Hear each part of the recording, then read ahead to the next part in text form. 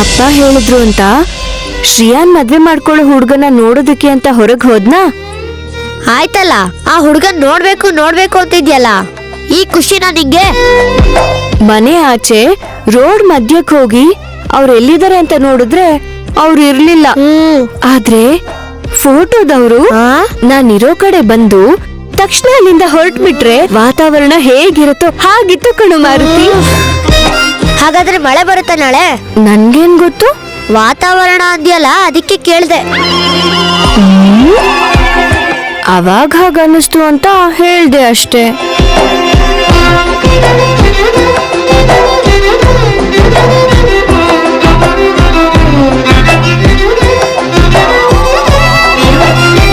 ತೇಲಾಡ್ತಿದ್ಯಾಕ? ಫೋಟೋದವ್ರ ಜೊತೆ ಬೇಗ ಮದ್ವೆ ಆಗ್ಲಿಲ್ಲ ಅಂದ್ರೆ ಹೀಗೆ ಆಕಾಶ ನೋಡ್ಕೊಂಡ್ ಕೂತಿರ್ತೀಯ. ಅವ್ರಿಗೆಲ್ಲಿರ್ಬೋದು ಮಾರುತಿ? ನಿನ್ ತಲೆಯಲ್ಲಿ ಟೆಂಟ್ ಹಾಕೊಂಡಿದ್ರಲ್ಲ. ಆಹಾ, ಅದಲ್ಲ. ಹೊರಗಿರ್ಬೋದಾ ಅಥವಾ ಅವ್ರ ಮನೇಲಿರ್ಬೋದಾ, ಎಲ್ಲಿರ್ಬೋದು ಅಂತ. ಏನೋ ಹಳ್ಳಿ ಆಗಿದ್ರೆ ಯಾರು ಕೇಳ್ಬೋದಿತ್ತು. ಟೌನ್ ಅಲ್ವಾ ಇದು, ಪಕ್ಕದಲ್ಲೇ ನಾವ್ ಸಾಯ್ತಿದ್ರು ಸಹಾಯ ಮಾಡಕ್ ಬರಲ್ಲ ಯಾರು. ಅವ್ರವ್ರ ಫೋನ್ ನೋಡ್ಕೊಂಡು ಅವ್ರ ಪಾಡಿಗೆ ಅವ್ರು ಹೋಗ್ತಿರ್ತಾರಕ್ಕ. ಹೌದು ಮಾರುತಿ, ಸೋಲ್ದೇ ಇದ್ರು ತಲೆ ಬಗ್ಸೋದು ಫೋನ್ ಮಾತ್ರನೇ. ಏನ್ ಹೇಳಿದೆ ಅಕ್ಕ? ಇನ್ನೇನು ಹೇಳಕ್ ಹೋಗ್ಬಿಡಿ ಅಣ್ಣ, ನಾನೆಲ್ಲ ಅರ್ಥ ಮಾಡ್ಕೊಂಡೆ. ಇನ್ನೂ ಮುಗ್ದಿಲ್ಲ ಕಣೋ, ಪೂರ್ತಿ ಕೇಳಿಸ್ಕೋ. ನನ್ ಜೀವನದಲ್ಲಿ ನೀನ್ ಇರ್ಲಿಲ್ಲ ಅಂದಿದ್ರೆ ನಾನೊಬ್ಬ ಪ್ರೇಮಿ ಆಗ್ತಾ ಇರ್ಲಿಲ್ಲ. ನನ್ ಜೀವನದಲ್ಲಿ ಅರ್ಥ ಅನ್ನೋದೇ ಇರ್ತಾ ಇರ್ಲಿಲ್ಲ.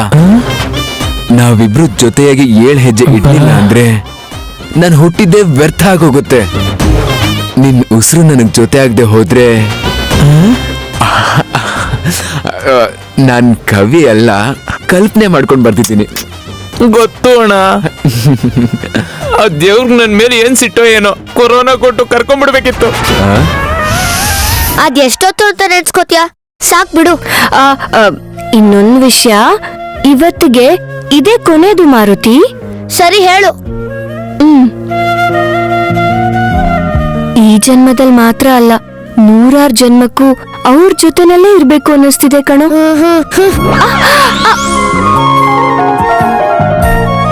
ನಾವಿಬ್ರು 7 ಹೆಜ್ಜೆ ಇಡೋವರೆಗೂ ನೀನು ನನ್ ಹಿಂದೆನೆ ಹೆಜ್ಜೆ ಆಗ್ಬೇಕು. ಅಣ್ಣ, ನೀವು ಎಮೋಷನ್ ಆಗಕ್ ಹೋಗ್ಬೇಡಿ. ಆ ಲೆಟರ್ನ ನೀವು ನನ್ಗೆ ಕೊಟ್ರೆ ಬೆಳಗಾಗೋವಷ್ಟರಲ್ಲಿ ನೀವ್ ಇಷ್ಟಪಟ್ರೆ ಹುಡುಗಿಗೆ ನಾನು ಕೊಟ್ಟು ಬರ್ತೀನಿ.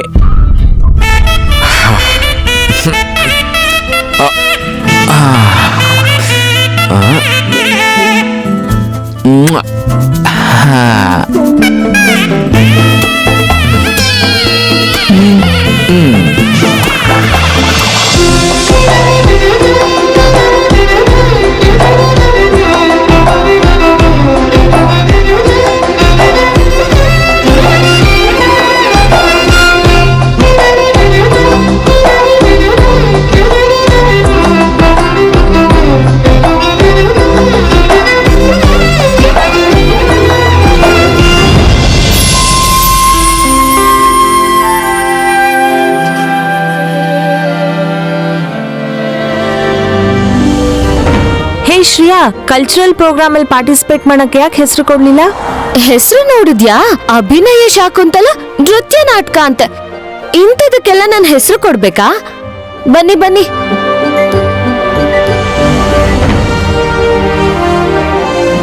ನಿಂಗ್ ಭರತನಾಟ್ಯಂ ಎಲ್ಲ ಬರತ್ತಲ್ವಾ? ಬರುತ್ತೆ. ಇಂಥದ್ರಲ್ಲೆಲ್ಲ ಪಾರ್ಟಿಸಿಪೇಟ್ ಮಾಡಕ್ಕಾಗಲ್ಲ. ನನ್ ಟ್ಯಾಲೆಂಟ್ ನ ಸಿನಿಮಾ ತೋರ್ಸಿದ್ರೆ ಸ್ಟಾರ್ ಹೀರೋಯಿನ್ ಆಗ್ತೀನಿ. ಅಮರೇ, ಅಮರೇ ನಿಂತ್ಕೊಳ್ಳಿ. ಅಮರೇ, ಅಮರೇ,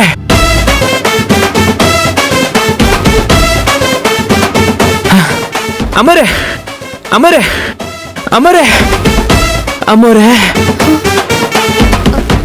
ಏಯ್, ಯಾಕೋ ಹಾಗೆ ಕರೀತಿದ್ಯಾ? ನನ್ನ ಹೆಸರು ಶ್ರೇಯಾ. ನಮ್ ದೇವಂಶನ ಮದ್ವೆ ಆಗೋ ಹುಡುಗಿನ ನಾನ್ ಹೆಸರಿಡ್ ಕರೆಯಕ್ಕಾಗತ್ತಾ? ಅದಕ್ಕೆ ಅಕ್ಕ ಅಂತ ಕರಿತೀನಿ. ತಗೊಳ್ಳಿ. ಏನಿದು? ಇದು ಲೆಟರ್ ಅಕ್ಕ. ಅಣ್ಣ ಮನ್ಸಾರೆ ಬರ್ದಿದ್ದಾರೆ. ಲೆಟರಲ್ಲಿ ಪದಗಳಿಗಿಂತ ನಿಮ್ಮೇಲಿರೋ ಪ್ರೀತಿ, ಅನುರಾಗ, ಅನುಕಂಪ ಇದೇ ಜಾಸ್ತಿ ಇದೆ. ನೀವೇ ಓದಿ ಅಕ್ಕ, ಮರಿದೇ ಓದಿ. ನಾನು ಹೋಗಿ ಬರ್ತೀನಿ ಅಕ್ಕ, ಬರ್ತೀನಿ.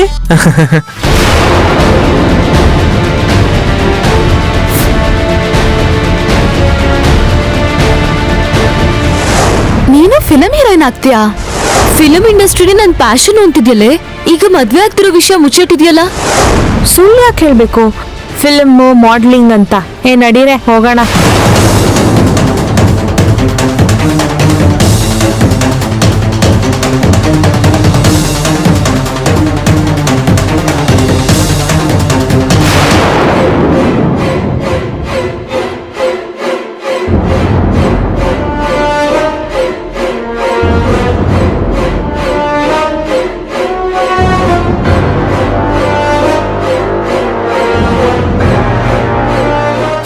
ಶ್ರೇಯಾ, ನೀನಂದ್ರೆ ಅಂದಕ್ಕೆ ಅಸೂಯೆ.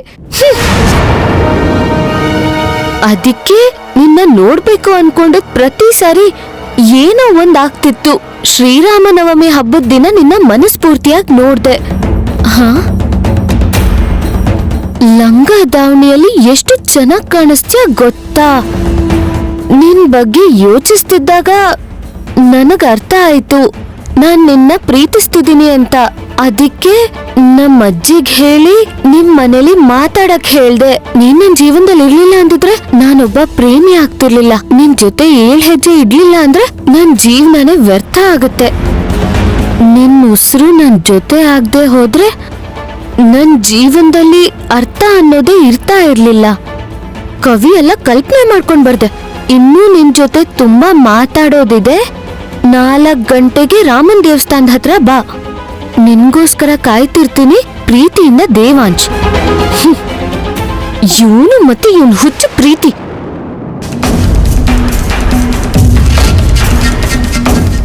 ಈ ಲವರ್ ಬಾಯ್ಗೆ ಉತ್ತರ ಕೊಡ್ಬೇಕಲ್ವಾ? ಸರಿಯಾಗಿ ಕೊಡ್ತೀನಿ.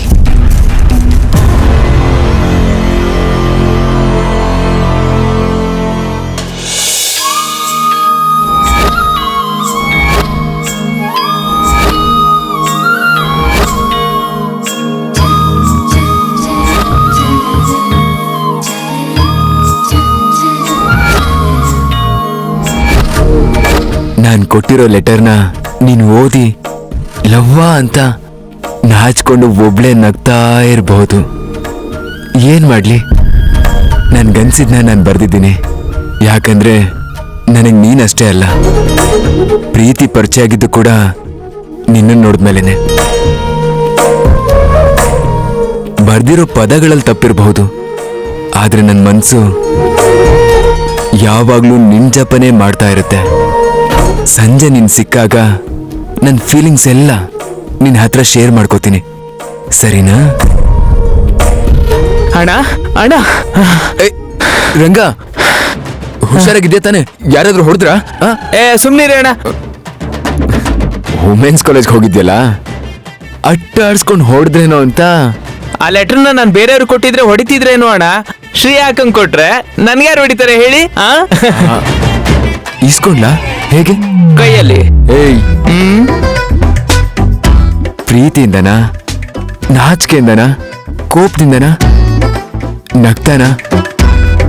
ಹೇಗೆ ಇಸ್ಕೊಂಡ್ಲು ಹೇಳೋ? ಅದೊಂಥರ ಹೊಸ ಎಕ್ಸ್ಪ್ರೆಷನ್ ಅಣ್ಣ. ಕೈಯಲ್ಲಿ ನನ್ನ ಲೆಟರ್ನ ತಗೊಂಡು ಹೋಗ್ಬೇಕಾದ್ರೆ ಆಕಾಶದಿಂದ ಜೋರಾಗಿ ಮಳೆ ಬಂದ್ರೆ ಹೇಗಿರುತ್ತೋ ಹಾಗೆ. ಅಂದ್ರೆ ಹಾ, ಅಯ್ಯೋ ನಿಮ್ಗೆ ಹೇಗೆ ಹೇಳಿ ಅಣ್ಣ? ಅಣ್ಣ ಅವ್ರ ಮುಖದಲ್ಲಿ ಖುಷಿನೂ ಇರಲಿಲ್ಲ, ಕೋಪನೂ ಇರಲಿಲ್ಲ. Got it.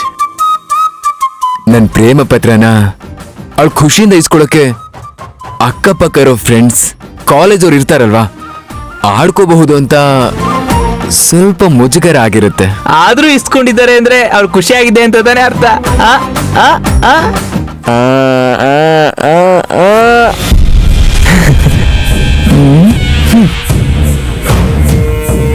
ನೋಡಿದ್ರ ನಿಮ್ ತಮ್ಮ ಹೀಗೆ ಖುಷಿಯಲ್ಲಿ ಎಗರಾಡ್ತಿದ್ದಾನೆ ಅಂತ? ನಿನ್ನ ಖುಷಿನೇ ನನ್ನ ಖುಷಿ.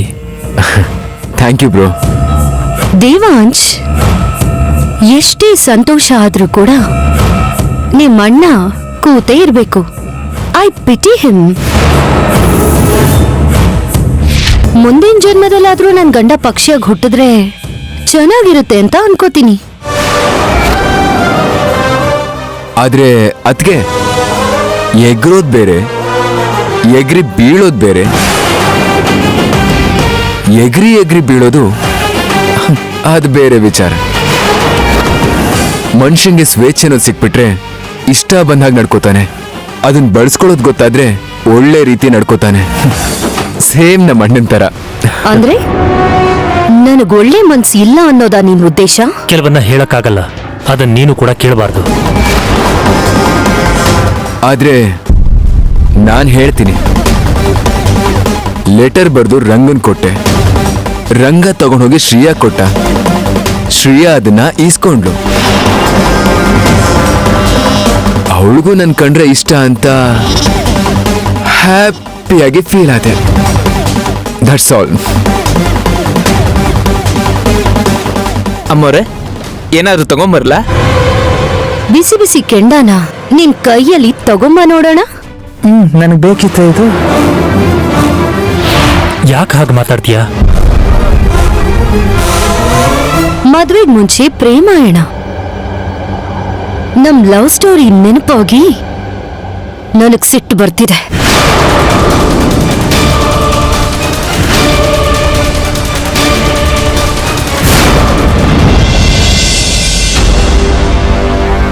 ಮಿಸ್ಟರ್ ದೇವಾಂಶ್, ನಾನ್ ನಿಮ್ಗೆ ಯಾವಾಗ ಇಷ್ಟ ಆದೆ ಮತ್ತೆ ಹೇಗೆ ಇಷ್ಟ ಆದ್ನೋ ಗೊತ್ತಿಲ್ಲ. ನಿಮ್ ಜೊತೆ ನಾನ್ ಯಾವತ್ತೂ ಮಾತಾಡಿಲ್ಲ, ನಿಮ್ಮನ್ನ ನಾನ್ ಯಾವತ್ತೂ ನೋಡಿಲ್ಲ. ಆದ್ರೆ ನನ್ನ ಇಷ್ಟಪಡ್ತೀರಾ ಅಂತ ನಿಮ್ ಮನೆಯವ್ರನ್ನೂ ಕಳ್ಸಿ ನನ್ನನ್ನ ನೀವು ಮದ್ವೆ ಆಗ್ಬೇಕು ಅನ್ಕೊಂಡಿದ್ದೀರಾ. ಒಬ್ಬ ಹುಡುಗ ಆಗಿ ನಿಮ್ ಪ್ರಕಾರ ಇದು ಸರಿ ಇರಬಹುದು, ಆದ್ರೆ ನನ್ನ ಪ್ರಕಾರ ಇದು 100% ರಾಂಗ್. ಯಾಕಂದ್ರೆ ನಾನು ನಿಮ್ಮನ್ನ ಇಷ್ಟಪಟ್ಟಿಲ್ಲ, ನಾನು ಪ್ರೀತಿಸಿದ್ದು ಸಿನಿಮಾ ಹೀರೋಗಳನ್ನ ಮಾತ್ರ. ಅದು ಕೂಡ ನಿಜವಾಗ್ಲೂ ಅಲ್ಲ, ಕನ್ಸಲ್ಲಿ. ಎಸ್, ನಾನು ಸಿನಿಮಾ ಹೀರೋಯಿನ್ ಆಗ್ಬೇಕು ಅನ್ನೋದೇ ನನ್ನ ಆಸೆ. ಅದು ನಿಜ ಆಗ್ಬೇಕೇ ಹೊರತು ನಿಮ್ಮನ್ನ ಮದ್ವೆ ಮಾಡಿಕೊಂಡು ಮಕ್ಕಳನ್ನ ಹೆತ್ತು ಅವ್ರಿಗೆ ನಿಮ್ಗೆ ನಿಮ್ಮಪ್ಪ ಅಮ್ಮನ್ಗೆ ಸೇವೆ ಮಾಡಿಕೊಂಡು ಬದುಕೋ ಆಸೆ ನನಗಿಲ್ಲ.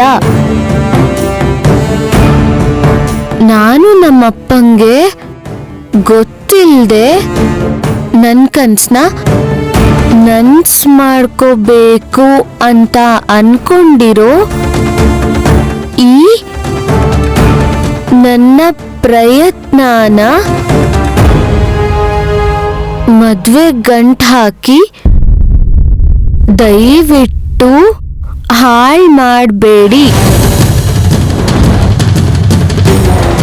ಅರ್ಥ ಮಾಡಿಕೊಂಡು ಈ ಮದ್ವೆನ ಕ್ಯಾನ್ಸಲ್ ಮಾಡ್ಕೊಳ್ಳಿ. ಹಾಗೆ ಈ ಪೇಪರ್ನ ಹರಿದು ಬಿಸಾಕಿ.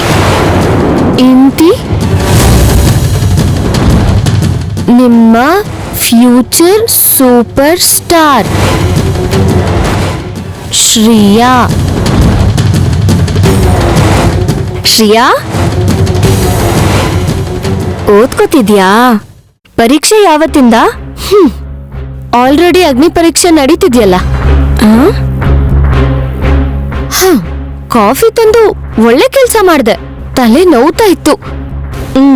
ತಗೋ, ಈ ಲೆಟರ್ ಕೊಟ್ಪ. ಯಾರ್ಗೆ? ನನಗಾಗ್ಬೇಕಾಗಿರೋ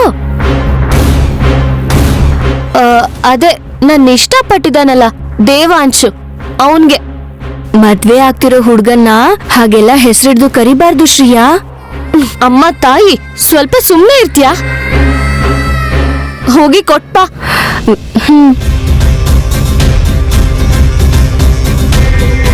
ಏನಂತ ಹೇಳ್ಬೇಕು? ಹಾ, ನೀನೇನು ಹೇಳೋದ್ ಬೇಕಾಗಿಲ್ಲ. ನನ್ ಮನ್ಸಲ್ಲಿರೋ ಮಾತೆಲ್ಲ ಇದ್ರಲ್ಲಿ ಬರ್ದಿದ್ದೀನಿ. ಲವ್ವಾ, ಮಾರುತಿ ನಂಗೆ ಹೇಳ್ತಿದ್ದ. ಹೋಗಕ್ಕ.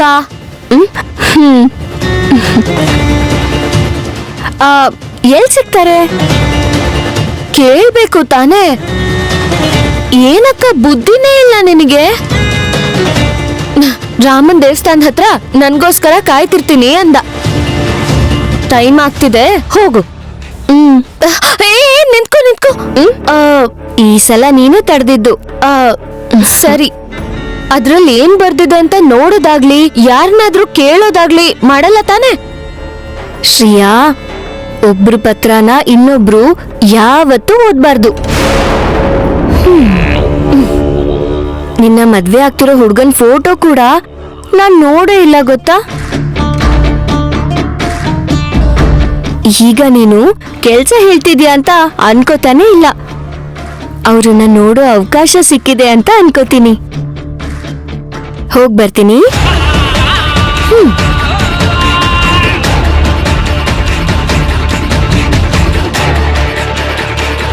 ಯಾಕೆ ಇವಳಿಗೆ ಅಷ್ಟೊಂದು ಇಂಟ್ರೆಸ್ಟು? ತಂಗಿನ ಮದ್ವೆ ಆಗ್ಬೇಕಾಗಿರೋನ್ನ ಅಕ್ಕ ಮದ್ವೆ ಆಗ್ತಾಳ ಅಂತ ನೋಡ್ದವ್ರೆಲ್ಲ ಅನ್ಕೋತಾರೇನೋ.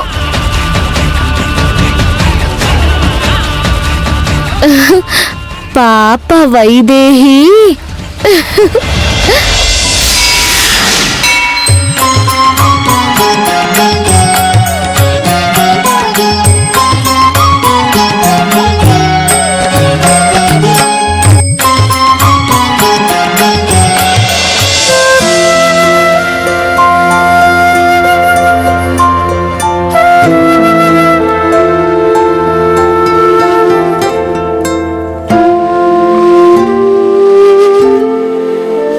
ಆಂಜನೇಯ, 5 ವರ್ಷದ ಹಿಂದೆ ಅಣ್ಣನ್ ಮದ್ವೆ ಆಯ್ತು. ಆಮೇಲೆ ಆಗಿದ್ದ ಘಟನೆಗಳಿಂದ ರಾಮನ್ ತರ ಇರಕ್ಕಾಗಲ್ಲಮ್ಮ. ಆಂಜನೇಯನ್ ತರನೇ ಇದ್ಬಿಡ್ತೀನಿ ಅಂತ ಡಿಸೈಡ್ ಮಾಡಿ ಅಮೆರಿಕಕ್ಕೆ ಹೋಗಿದ್ ನಾನು ಇಂದುಗ್ ಹುಷಾರಿಲ್ಲ ಅಂತ ಗೊತ್ತಾದ ತಕ್ಷಣ ಓಡೋಡ್ ಬಂದೆ. ನಮ್ಮೂರಿಗೆ ನಾನು ಬರ್ತಿದ್ದ ಹಾಗೆ ಪರಿಮಳನ ಹರಡೋ ಅಂತ ಅಗರಬತ್ತಿ, ಅದೇ ಶ್ರೀಯಾ ಸ್ವಾಮಿ, ಅವಳು ನೋಡಿದ ತಕ್ಷಣ ನನ್ನನ್ನು ಮರ್ತೆ.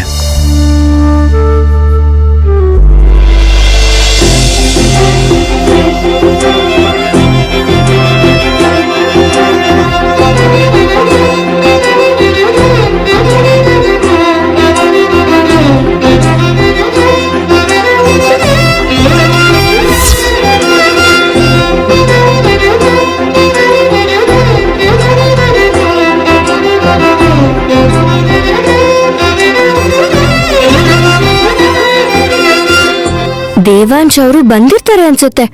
ನನ್ಗಂತೂ ಸೈಕಲ್ ಬೇರೆ ತುಳಿಯಕ್ ಬರಲ್ಲ. ಇಲ್ದಿದ್ರೆ 5 ರೂಪಾಯಿ ಕೊಟ್ಟು ಬಾಡ್ಗೆಗಾದ್ರೂ ತಗೋತಿದ್ದೆ. ಮಾರುತಿ ಏನೋ ಸ್ನಾನ ಮಾಡ್ಕೊಂಡ್ ಬರ್ತೀನಿ ಅಂದ. ಆದ್ರೆ ಶರ್ಟು ನಿಕ್ಕರ್ನ ಇಸ್ತ್ರಿ ಮಾಡ್ಕೊಂಡ್ ಬರೋಷ್ಟ್ರಲ್ಲಿ 1 ಗಂಟೆ ಅಂತೂ ಆಗೇ ಆಗುತ್ತೆ. ದೊಡ್ಡ ಮನೆ ಅವರು, ಅದು ಸಾಲದು ಅಂತ ಶ್ರೀಯಾನ ಇಷ್ಟಪಟ್ಟು ಪ್ರೀತಿಸಿ ಮದ್ವೆ ಬೇರೆ ಆಗ್ತಿರೋ ದೇವಾಂಶ್ ಅವ್ರನ್ನ ನಾನ್ ಕಾಯೋ ಹಾಗೆ ಮಾಡಿದ್ರೆ ಮರ್ಯಾದೆ ಇರುತ್ತಾ? ಇರಲ್ಲ.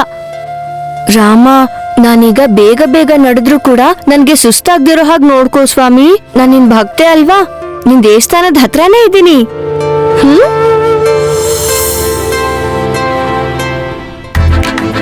ಬ್ರಹ್ಮಚರ್ಯನ್ ಬಿಡ್ತಾ ಇದ್ದೀನಿ ಅಂತ ನೀನ್ ಕೋಪ ಮಾಡ್ಕೊಳ್ದೇ ಇರ್ಲಿ ಅಂತ ನಿನ್ನ ಹತ್ರ ಹೇಳ್ತಾ ಇದ್ದೀನಿ. ಅಪ್ಪ ಅಮ್ಮ ಒಂದು ಸುಳ್ಳು ಹೇಳಾದ್ರು ನನ್ನ ಇಲ್ಲಿಗೆ ಕರ್ಸ್ಕೋಬೇಕು ಅನ್ಕೊಂಡ್ರು.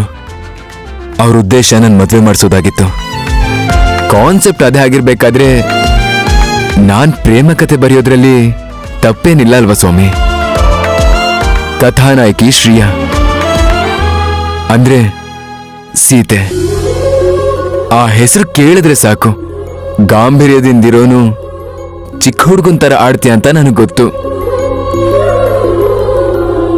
ನಿನ್ ಸ್ವಾಮಿ ರಾಮನ್ ಹೆಸರನ್ನೇ ನನಗೂ ಇಟ್ಟಿದ್ದಾರೆ. ದೇವಾಂಶ್ ಅಂದ್ರೆ ರಘುಕುಲ ನಂದನ ಅಂತ ಅರ್ಥ. ಈ ಮಾತು ಕೇಳಿ ನೀನು ನನ್ನ ಮೇಲೆ ಕೋಪ ಮಾಡ್ಕೊಳ್ಳಲ್ಲ ಅಂತ ನನಗೆ ಗೊತ್ತು.